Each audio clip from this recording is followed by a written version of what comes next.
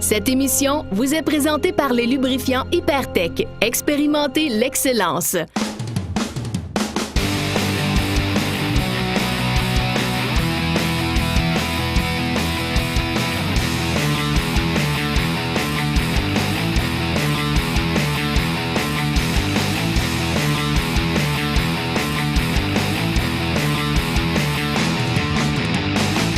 Salut tout le monde, bienvenue à Motocross Québec. Cette semaine, édition numéro 2 de MIC Performance, donc la deuxième émission dédiée au pit bike. On est encore avec les motos Apollo et cette semaine, ce que je veux savoir, c'est qu'est-ce qu'il y a là-dedans. De quelle façon on a conçu au niveau motorisation, suspension.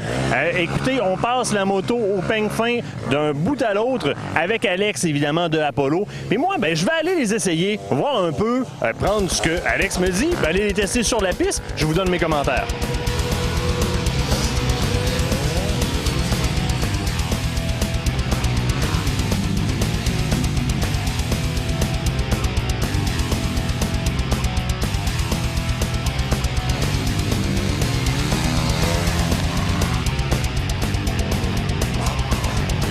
Alex Lemay d'Apollo, là on embarque dans la grosse viande. Je veux qu'on fasse le tour des particularités techniques de ce modèle-là qui est le Apollo. Qu'est-ce qui fait surtout de cette moto-là une moto qui va être adaptée pour la compétition?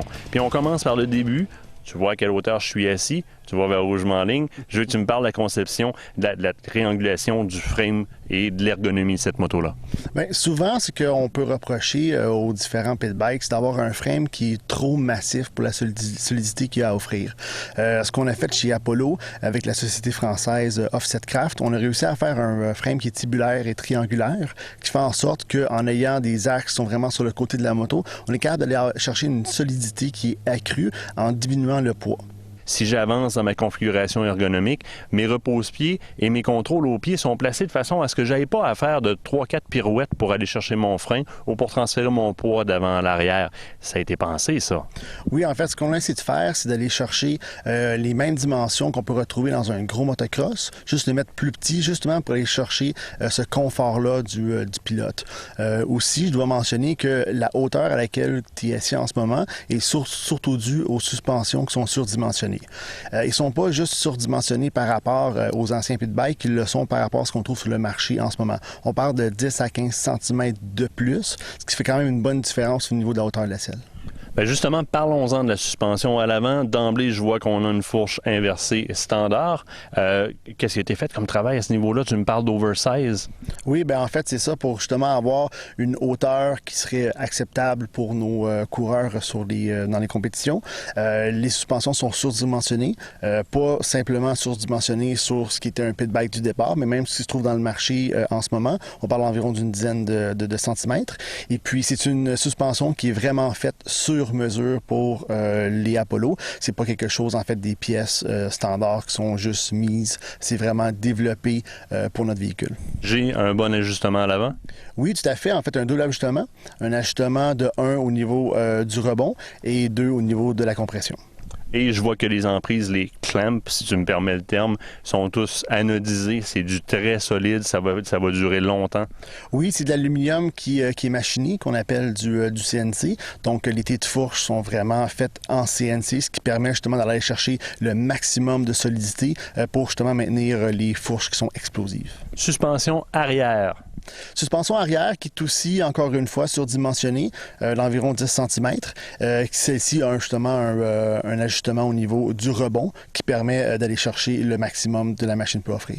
J'ai remarqué que le bras oscillant arrière, on voit le métal de loin, semble pas standard. Il y a un alliage un peu exotique qui a été travaillé là. Bien, encore une fois, c'est une autre pièce en aluminium qui a été machinée d'un seul bloc, ce qui fait de 1 que c'est extrêmement léger, de 2 c'est extrêmement solide.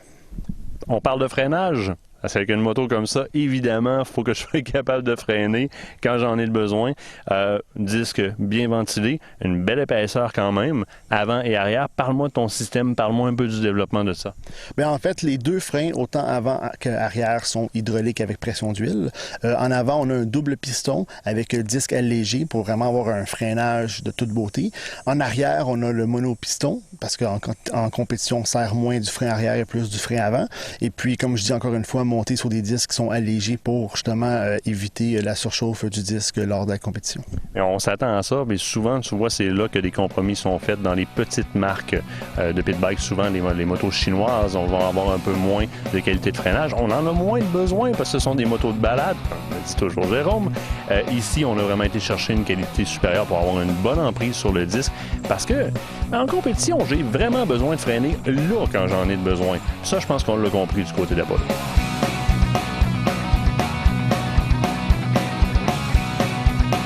Alex, on embarque sur une partie qui intéresse tout le monde. La motorisation, évidemment, c'est ce qui me propulse vers l'avant. On a affaire à quoi ici? On a affaire à un moteur 150cc à grande culasse qui permet d'avoir un ratio de compression qui est beaucoup plus élevé que sur un moteur ordinaire. Ensuite, si j'embarque dans la transmission, le véhicule a une transmission dite de course, c'est-à-dire que toutes les vitesses sont par en haut, ce qui facilite le changement de vitesse là, sur la track. 4 vitesses sur celui-là, je ne me trompe pas. Exactement, 4 vitesses, oui. Je reviens un peu sur le moteur. L'importance d'aller chercher un taux de compression élevé, c'est ce qui va littéralement propulser la culasse pour aller chercher vraiment une performance qui est plus grande. On a travaillé là-dessus quand même. Oui, bien, il faut que ça fasse une différence, surtout en sortie de courbe, quand la moto, justement, va chercher à aller l'opportunité pour pouvoir dépasser les autres compétiteurs. Donc, c'est sûr qu'en sortie de course, il faut que ça avance. Je vois sur le côté quelque chose qu'on ne voit pas souvent sur les pit bikes. C'est marqué en anglais « oil filter », filtre à huile, alors que généralement sur un pit bike, le filtre à l'huile, c'est le changement d'huile. Ici, on a fait une exception. Oui, bien effectivement, parce qu'on a un moteur qui va révolutionner quand même assez haut, ce qui fait en sorte là, que si on avait une petite pièce de métal due au polissage du cylindre sur le piston qui se promènerait dans la transmission, ça pourrait avoir des conséquences assez graves au niveau du moteur. Donc avec le filtre à l'huile, on évite ces problèmes-là. Je me transporte du côté de l'émission des gaz et des airs. On a un carburateur qui n'est pas un petit carburateur non plus d'origine chinoise. Ça me semble japonais d'ici, est-ce que j'ai raison? Oui, tout à fait. Ça se trouve être un Kiin 26 mm. Après avoir fait plusieurs tests, c'est vraiment sur ce carburateur-là qu'on a arrêté notre choix au niveau de la meilleure performance du moteur. Donc, j'ai cherché un assemblage qui, somme toute, me donne une appréciation au niveau de la conduite parce que j'ai une belle accélération. J'entends parler déjà certaines personnes qui me disent en deuxième, là, ça n'a pas de fin. Ça n'a juste pas de fin. Puis on va l'essayer d'ailleurs de ce côté-là. Dis-moi, entrée d'air, sortie d'air, ce sont des choses qui sont très importantes aussi. Mon moteur respire de là, ma compression peut être complètement bafouée si ça, c'est pas respecté. Part du début vers la fin, dis-moi comment on l'a pensé. Bien, en fait, on a mis un échappement straight pipe, en fait, avec un gros pot d'échappement, de 1 pour réduire un petit peu le niveau de la qualité sonore, et de 2 pour justement avoir le maximum, le minimum de restrictions à la sortie. Et au niveau de l'entrée d'air, bon, il va de manière standard avec un filtre à air, donc la prise d'air est directement au niveau du carburateur. C'est littéralement lousse dans le milieu du frein. Oui, comme on va se faire dire tantôt par notre ami d'Hypertech, toujours important de bien huiler son filtre à l'air, bien sûr.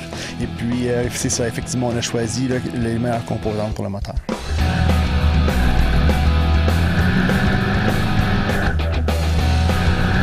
Alex, je me rends compte aussi qu'on a mis l'accent à livrer la moto avec des pneus et des roues qui sont plus que très acceptables.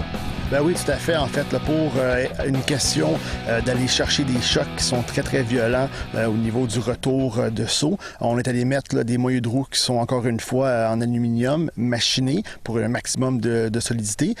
Tout ça avec en fait là, un pneu Kenda prêt pour sable, terre, prêt pour la track. Un peu un tout-allé qui va bien faire pour tous les terrains. On pourrait à la limite par la suite adapter notre pneu dépendamment des conditions de terrain. Je te ramène sur l'ergonomie. On parlait tout à l'heure de la hauteur à laquelle je suis assis. Je suis agréablement surpris aussi du côté de la qualité du recouvrement de selle. Oui, bien en fait, si on regarde la selle, on l'a mis à l'image là, des motocross pleine grandeur. Une selle qui est démontable par le dessus avec une housse là, antidérapante. Donc vraiment tout ce qu'on peut retrouver vers un motocross pleine grandeur. Guidon, c'est pas une nouille à spaghetti, ça? Non. C'est un guidon fat bar. Par défaut, on a un guidon IM Parts qui est dessus, mais peut facilement être remplacé par n'importe quel guidon des grandes compagnies qui fabriquent des guidons justement à cause que c'est un fat bar. Vous avez respecté l'esprit d'une plus grande moto, mais cette petite sœur-là est équipée aussi de plastique relativement agressif. Oui, tout à fait. En fait, on a aussi choisi de se différencier des autres pit bikes qui vont souvent reprendre des plastiques, des grands noms souvent japonais. On est allé faire nos propres moules, nos propres plastiques, un look agressif qui nous appartient. Écoute, ce que je me rends compte, puis de la façon qu'on pourrait conclure là, pour se faciliter la tâche, parce qu'on veut continuer à rouler aussi, là, on a pris littéralement le modèle motocross qu'on connaît et on l'a juste rapetissé un peu pour qu'il puisse s'inscrire dans une classe pit bike. Je suis dans le bon bout? Oui, puis en fait, c'est pour ça qu'au lieu d'appeler notre véhicule un pit bike, on l'a nommé un mini-cross pour vraiment respecter l'esprit de ce que tu viens de dire. Alex, je te remercie. Ce volet vous a été présenté par MiG Performance, le plus grand inventaire de véhicules et produits chinois dans l'Est du Québec.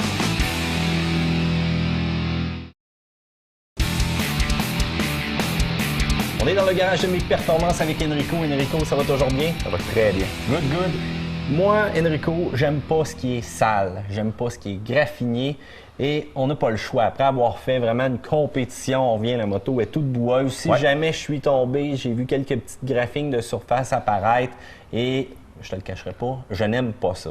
Donc, première des choses, il faut nettoyer et il faut sûrement protéger aussi la moto. Oui, très important. C'est beau le nettoyage, mais si on ne protège pas nos plastiques avec les rayons UV puis les graphines, comme tu dis, ça finit que ton 2014 a l'air d'un 2011, c'est pas long. J'en connais des vieilles Honda comme ça, là, qui étaient rouges, éclatantes, puis quelques années après, certains propriétaires les laissent au soleil. Et je présume que c'est la pire affaire à faire. Oui, bien surtout s'ils ne sont pas protégés. Quand on met une protection, c'est tel que tel, mais si vraiment le plastique est sec, puis qu'on le laisse au soleil, ben ça vient rose. Il n'y a pas de secret là-dedans, surtout le rouge. Puis c'est pas très, très beau de ce côté-là. Non, parce que des fois, on voit des clients qui ont des machines récentes, puis ça dort dehors, puis ça finit que ça vient rose, puis ça a l'air d'un 2009. Arrête, tu vas me faire des cauchemars, tout simplement. Donc, je regarde celle-ci. La première étape, vraiment, pour faire le nettoyage, ça serait quoi? Bien, la première étape pour vraiment nettoyer partout, le moteur, tout ça, ça serait notre BioCD. Là, ces deux petits produits-là. Est-ce que je donne un coup d'avant à pression avant dessus? Ou... dans le cas du BioCD, non. OK. Il y a deux options que vous pouvez faire. Vous pouvez prendre pur avec l'aérosol ou en vaporisateur que vous pouvez diluer. Ça fait quoi exactement ce produit-là? Ça, c'est un dégraisseur biodégradable. Fait qu'à la base, c'est biodégradable. C'est moins tannant d'en mettre un peu partout à terre. Ce que ça fait, c'est que ça va aller chercher vraiment tout le gras qu'il y a dans le moteur, autour du moteur. Puis, ça va le décoller. Quand on va passer la machine à pression après, tout revient à l'état neuf. Par exemple, un dégraisseur, j'ai mis de l'huile, il y en a un petit peu qui a coulé. On le sait souvent, on voit la coulisse, on voit le sable qui est rentré à l'intérieur. Je présume que ça doit aider pour ça aussi. Oui, c'est parfait pour ça. Pour la chaîne aussi. Évidemment, quand on lubrifie notre chaîne, il s'en ramasse un peu partout. On prend ça, on laisse agir un petit peu. Puis on nettoie la machine à pression, puis tout va partir. En tout cas, je vois plein de beaux coins là, vraiment dans les ailettes, dans la partie radiante là, du moteur, là, justement, que ça va donner un bon coup de main là, si je vais nettoyer ça. Exactement. Donc, je l'applique comme ça, et voilà, pas plus compliqué que ça. Non. Je laisse agir combien de temps? Bon, habituellement, 4-5 minutes, là, c'est suffisant. Okay. Ça travaille assez vite, ça. Parfait. Autre avantage pur, pour ceux qui changent le kit de wrap, les collants qu'il y a dessus. Oui. Vous enlevez votre collant, il reste toujours une colle. Oui, prenez ça. On voit la forme encore c'est ça. Sur le plastique. Vous prenez ça, vous le mettez pur, vous laissez agir quelques minutes, puis ça va tout s'enlever tout seul à la guenille. Parfait. Donc, BioCD, c'est réglé, c'est la première étape. Exact. Une fois, donc, on est quand même assez avancé, mais il me reste d'autres parties là, de ma moto. Là. Oui, évidemment. Les ailes, les plastiques, le banc, faut que ce soit quand même protégé. Puis ce qu'on remarque, c'est toutes des composantes qui sont différentes. Le banc, bon, un genre de plastique caoutchouté. Ici, c'est vraiment du plastique pur. Ouais. Mais collant, c'est quand même assez fragile aussi. Oui, c'est fragile. Puis encore là, les rayons UV, ça fait en sorte que ça vient pâle plus vite. Oui. Surtout si on les protège pas. Puis on se le cachera pas, un motocross, on en fait, mais on le lave beaucoup aussi. Hein? Après chaque course, moi, je vois les coureurs qui sont là avec le gros laveur à pression puis qui remettent ça propre. Puis ceux-là, des fois, qui n'ont pas tendance à les nettoyer, ben c'est eux autres, des fois aussi, qui ne voient pas qu'il y a un morceau dans la chaîne ou il y a de quoi à la roue, qu'il y a un dommage. Fait qu'ils sont mal pris après. L'autre problème aussi, quand on ne la nettoie pas souvent, c'est que s'il y a de la terre sur nos wraps ou nos collants, quand on part un coup que la boîte est sec, ça frotte puis ça use beaucoup plus vite. C'est comme du papier sablé. Tant sur les vêtements que sur la moto. Exact. Oui, les vêtements, c'est la même chose. Ça use beaucoup plus vite. Parfait. Donc, on y va avec quel produit pour ces plastiques-là? On y va avec le T-Gel, qui est un produit qui est de plus en plus connu. J'ai souvent entendu parler de celui-là. Oui, on est bien fiers de ce produit-là. C'est un gel, dans le fond, qui va redonner le lustre au plastique. On se fait souvent demander comment l'appliquer. Bien, on va vous le montrer. Microfibre, tout simplement? Oui, bien, à la maison, moi, personnellement, j'utilise une éponge. OK. Fait que j'essaie de toujours appliquer avec mon éponge sur les surfaces propres. Fait que souvent, juste à la retâter un peu, là, vous êtes capable d'en remettre, il en reste toujours dedans. Capable de faire des bonnes sections aussi avec ça. Oui, c'est ça. C'est sûr que si vous l'appliquez sale, puis après, ben, vous en essayez d'en remettre, bien là, ça vient que ça fait un gâchis. Fait Donc, un petit peu de T-gel sur la microfibre ici. C'est ça. On n'a pas besoin d'en mettre épais. L'avantage avec la microfibre non plus, c'est qu'elle absorbe pas trop, donc elle va C'est probablement ça. bien étendre. Fait qu'on lubrifie pas plus, on nettoie pas plus la guenille que... Fait qu'on fait simplement en mettre, qu'il y en ait assez. Déjà là, Oui, là, on voit que la moto, là, c'est une moto qui est quand même récente, là, elle est neuve même. mais ça a quand même... Ça paraît déjà. Ça paraît déjà, effectivement. ça. Juste le rouge. Moi, c'est sûr que, bon, peut-être qu'à la caméra, c'est un peu plus difficile à voir, mais le reflet là, que tu viens de redonner, c'est plus un reflet mousse, ça a vraiment donné un reflet luisant. C'est ça. Fait que là, on va faire juste la moitié. On va voir comme ça. Puis même les wraps, là, ça redonne vraiment un lustre. Là, c'est le jour puis la nuit. Parfait, ça. Fait que On aime ça le comme ça. secret, c'est de le laisser agir. OK. On dit 15 minutes. Moi, personnellement, quand je lave ma moto, je l'en mets, puis je l'enlève pas tout de suite. OK. J'attends plus tard, quand je remets ma moto dans le trailer, ben, je vais passer un petit coup vite. Plus longtemps ça reste, plus ça s'imprègne et ça reste en place. Quand tu l'enlèves toujours à la microfibre? Oui, on reprend un autre microfibre. Je vais reprendre la même. En réalité, on va prendre une propre. On va en changer de essuie côté. l'excédent, puis ça va tout partir. Mais il reste toujours une ficelle. Là, encore là, à la télévision, on ne peut pas le voir, mais si tu touches, c'est vraiment là, très lustreux. Oui, ici c'est rugueux, là c'est vraiment doux. C'est ça. Aussi, en même temps, je présume que quand la terre va retomber sur cette section-là, je vais redonner un coup de laveur à pression après, ça va partir beaucoup plus rapidement. Là. On avait fait une démo dans un événement de motocross, puis j'avais vraiment beurré ma moto de boîte. Puis juste en la redémarrant quand la boîte était sec, on donne du gaz avec la vibration, tout tombe à terre. Sérieux? C'est pas pire ça. Mais bon, là, nous, pour l'instant, il y a seulement l'aile de fait. C'est On ça. n'a pas le choix de passer à une autre section. Oui. Je regarde, tu m'avais parlé du banc, Oui. c'est beaucoup plus caoutchouteux. Oui, le banc, c'est caoutchouteux, puis on s'entend qu'il ne faut pas que ça glisse. Non, effectivement, mais il faut que ce soit propre. C'est ça. Fait qu'on va utiliser le SGD, OK? qui est à la base un lustre à pneus, que plusieurs coureurs depuis 10-15 ans utilisent pour le banc. Pourquoi? Ça colle pas. Ça glisse pas, excuse-moi. C'est parfait, là. Oui, c'est ça. Fait que ça va redonner le look d'origine. Ça n'aura pas ce qu'on appelle un wet look, là, qui est vraiment, là, ça a l'air d'être mouillé, mais ça va redonner le noir d'origine. Parfait. Vous pouvez aussi utiliser ça sur tout banc de cuir, auto, moto, ça glisse pas. C'est bon, ça, parce que justement, mon cousin, il a mis un autre genre de produit sur son banc.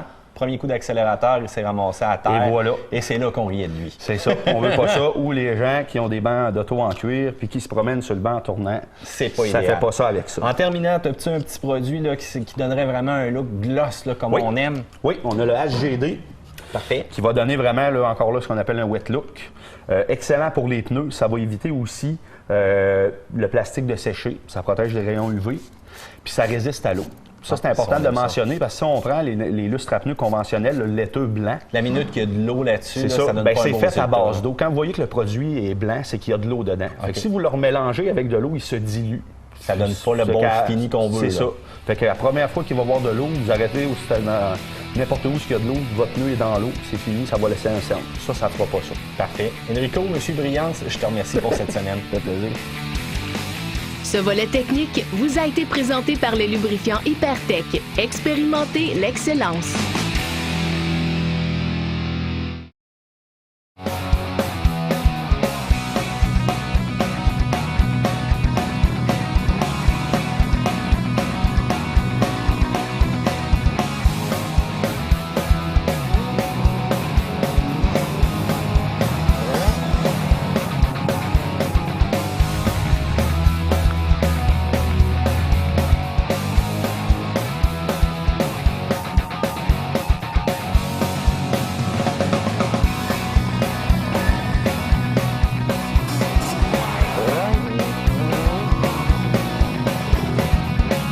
Frédéric Gagnon, c'est le fun, ça? Tabarnouche, c'est épouvantable, c'est plaisant. J'aurais l'impression de retomber en enfance, certain. Écoute, c'est sûr que moi, j'ai pas l'expérience que t'as, donc je peux pas tester à fond ces motos-là. Fait que je t'ai demandé ton aide, tu t'es prêté au jeu, ça a pas trop été dur de te convaincre. Disons que j'avais qu'un bras cassé dans le dos. Freinage. C'est excellent, c'est surprenant comment que la moto elle est stable. Moi, il faut que je te dise que tantôt, il y a une place en particulier dans une grosse arbre où est-ce que je m'étais donné des airs, là, je rentrais pas mal, j'ai pogné à la chienne. J'ai sacré break. Ça a arrêté dans le temps de le dire. Oui. Puis justement, j'ai repris quand même une bonne stabilité. Juste j'ai été à poser mes 2 pieds par terre. Évidemment, l'embrayage dans le fond, donc puis l'embrayage en force, ça a arrêté. Puis justement, en droite, j'ai pas eu peur de tomber ou quoi que ce soit, malgré que je sois pas habitué. Puis j'arrivais quand même à bonne vitesse. Disque avant, disque arrière, les deux bloquent complètement. À l'arrière, oui, on s'en sert un petit peu moins, mais à l'entrée d'un virage, là, si j'avais besoin de placer mon derrière, là, pas de problème. Hein? Non, pas en tout. Sans aucune hésitation. Un petit kick sur la pédale, là. Ouais.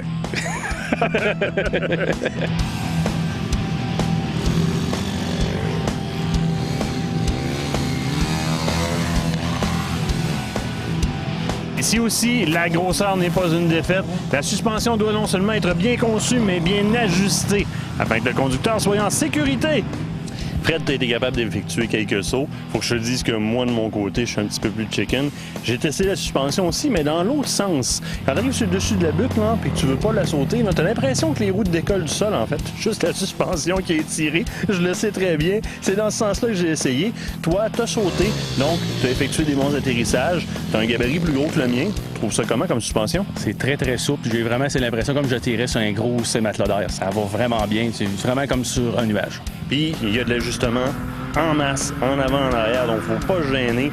Que ce soit de par notre gabarit ou encore de nos aptitudes ou nos habitudes comme conducteur, des fois, on le veut plus stiff en arrière, on le veut un peu plus galocheux, bien, on a juste à augmenter la vitesse de réponse à l'arrière. Ça se fait très rapidement.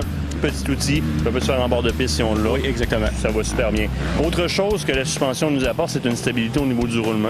Évidemment, quand on rentre dans des bouts caoteux ou encore dans des bouts qui sont sablonneux, que le derrière se promène de gauche à droite, moi, je roule pas aussi vite que toi, mais ça m'a donné un bon coup de main à rester sur la moto et à garder la moto dans le track. Suspension bien calibrée. Au niveau de la vitesse à laquelle tu rentrais, toi, tu as encore plus d'appréhension que moi. Parle-moi-en. Moi, je trouvais que je rentrais très, très vite. Et puis, j'ai réussi à avoir une meilleure traction en transférant le... En transférant le poids. Exactement ça. Exactement. En arrière ou à l'avant. C'est ça, je l'ai testé un peu. Surtout dans le bout de sable, là, justement, où est-ce que c'était énormément coulant. Au départ, je voulais me donner un petit peu plus de traction en avant. Finalement, même chose, j'ai fait de ma poule mouillée, j'ai juste accéléré, on passe ça le plus vite possible. Un autre endroit où est-ce qu'on voit les suspensions en action, c'est dans les berms. Les virages, vraiment, où est-ce qu'on penche la moto. Moi, je les prenais plus au ralenti, plus proche des coins. J'ai pas pu apprécier la suspension. As-tu quand même un bon amorti latéral quand tu redonnes ton gaz pour repartir? Oui, la moto part très, très stable et de façon tout seul, ça va très, très bien. C'est assez surprenant et évidemment, on a des très bons pneus aussi. Là. Parce qu'à ce niveau-là, c'est très facile avec une mauvaise suspension, lors de l'accélération, en sortie de courbe, d'avoir une instabilité, puis automatiquement, tu ralentis. Si on est en course, tu perds des positions, c'est sûr. Là, ça répond. Oui, exactement. Fait que overall, suspension, ça passe le test? Ah, merci, 10 sur 10. Yes!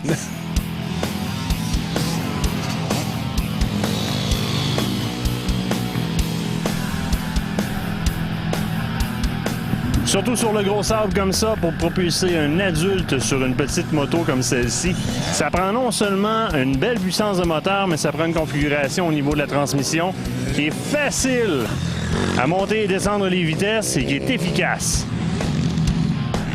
Fred, pour supporter des poids d'adultes sur une petite moto comme ça prend quand même un moteur qui est bien calibré. Pas juste un 150cc. Les 150cc, on peut en commander un peu partout dans le monde, puis pouet. Là, ici, on a mis un 150cc qui est super bien calibré, couplé à une transmission, donc une belle petite transmission 4 vitesses, super facile, avec une belle plage. Moi, l'accélération, je l'ai vécu, surtout dans des sections sablonneuses ici, qui est bien le fun parce que ça te dégage. Toi, tu allais plus vite que moi, évidemment. On t'a vu faire de la section, entre autres, derrière nous assez rapide. Tu trouves comment? La deuxième vitesse est mémorable. T'as tiens, puis elle a du jus. Tu vas y aller, faut que ça aille arrêter. Là. C'est impressionnant. C'est impressionnant. Puis écoute, une grosse différence tout de suite en partant. Moi, j'ai pris 150 au début. J'ai pris 140 en deuxième temps parce qu'on avait le 140 aussi sur place de l'Apollo. Première vitesse sur le 140, c'est débile, là. C'est enragé. On s'en va par là. Donc, les premières plages sont très, mais sont plus courtes. Sur le 150, je vais dire comme toi, la deuxième, là, tu peux la garder. pour te sortir de la boîte ou du sable, hein, c'est excellent à sortir d'un virage. Là, Oui, très, très exactement. bien. Ah oui, exactement. Tu ferais de la compétition aisément avec ça? Facilement, c'est facilement. T'en fais d'ailleurs, toi. Ben oui, en pit bike. Commencé par MIG Performance, tu fais des courses. Tu as commencé d'ailleurs l'année passée, ici même à Deschambault. T'avais quoi à ce moment-là comme moto? Un mode pro.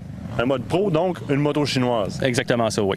Donc, évidemment, on a une moto qui faisait la job, mais on voulait aller vers mieux. Là, tu es rendu avec un Apollo depuis combien de temps? Ça fait 1 mois et demi. Parle-moi des principales différences que tu as découvertes ça à track entre ta moto chinoise puis ta française Apollo. Ah, c'est sûr que ma française, ça, je l'aime, elle est beaucoup plus agile, les vitesses sont mieux, ça c'est réparti. Ça se compare pas. Tu peux pas comparer ça. Tu compares ça à 2 gammes de voitures, là. C'est carrément ça. Alors, selon Fred, les Françaises sont plus agiles que les Chinoises. Somme toute, un beau changement, une belle machine. Ce que j'apprécie, c'est que d'un bout à l'autre, je regarde même les câbles, les recouvrements de câbles, la qualité de finition, la qualité des matériaux qui sont utilisés. Il n'y a pas de compromis. Mais vraiment pas de compromis. On ne travaille pas sur de la masse, on travaille sur de la répétition d'achat, puis ça paraît. Parce que quand on livre une machine de cette qualité-là, avec ce fini-là, la journée où est-ce que la machine n'est plus en état, c'est sûr et certain que tu ne retourneras pas vers une chinoise, tu vas revenir vers un modèle comme ça parce qu'elle t'a satisfait en tout point. Fait qu'écoute, test au niveau de la rapidité, c'est-à-dire au niveau de la puissance du moteur et de la transmission, ça passe pour toi? Ça passe à 10 sur 10. Donc, écoute, conclusion, la moto au complet, très bon achat, très bon échange, surtout quand on parle d'une chinoise. Mais il ne faut pas négliger que la chinoise, tu vois, c'est avec ça que tu as commencé. Ça fait un job. Souvent, avec le budget que tu as, le premier abord que tu peux avoir avec le motocross. Et tant mieux, ça t'a amené dans le sport. Tu es rendu avec une meilleure machine. Tu es sûrement rendu mieux protégé aussi. Aussi, exactement. Et écoute, ça s'en va tout vers l'avant. Donc, on peut pas mettre ça de côté parce que ça fait rentrer des jeunes dans le sport, ça fait rentrer plein de monde dans le sport. On est content de t'avoir rendu avec une petite Française. Merci.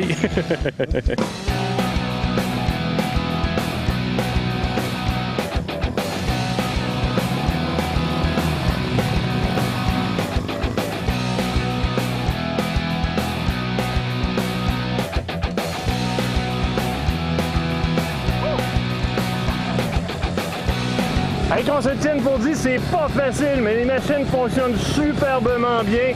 Ça dérode en masse, beaucoup de puissance, bon freinage. Moi, je suis super satisfait de mon tour de piste. Ben, de mes quelques tours de piste. Et là, j'ai chaud. T'as-tu de l'eau, s'il te plaît? Hey, ça là, c'est une joke de réalisateur à remettre. Manquez pas ça dans les prochains épisodes de Motocross Québec. Mathieu Thomasin, complice une fois de temps en temps quand c'est pas lui qui m'en fait. On repogne notre réalisateur et caméraman. En attendant, n'oubliez pas YouTube, Facebook, télé-mac.tv, motocross.ca. Suivez-nous et restez à l'écoute. Il reste encore une émission spéciale MIG Performance. Et oui, on va encore rouler. Motocross Québec vous a été présenté par le lubrifiant Hypertech. Expérimentez l'excellence.